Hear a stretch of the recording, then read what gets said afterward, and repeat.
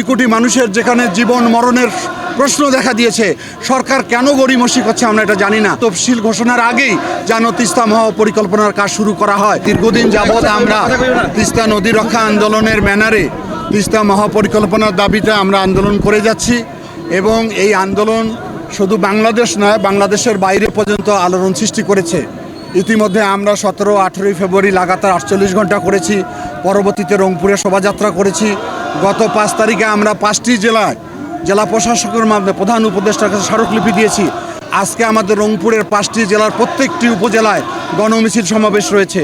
আগামী 16 তারিখ আমরা তিস্তা পাড়ের 130 কিলোমিটার ব্যাপী আমরা মশাল প্রজ্বলিত করব। আমরা আশা করি সরকার এত বড় একটা গণদাবি। আমি বুঝি নির্মাণের শিল্প, সালাম স্টিল বোঝে ডিউরেবিলিটি। সালাম স্টিল মোস্ট ডিউরেবল স্টিল। 2 কোটি মানুষের যেখানে জীবন মরণের প্রশ্ন দেখা দিয়েছে, সরকার কেন গড়িমসি করছে আমরা এটা জানি না।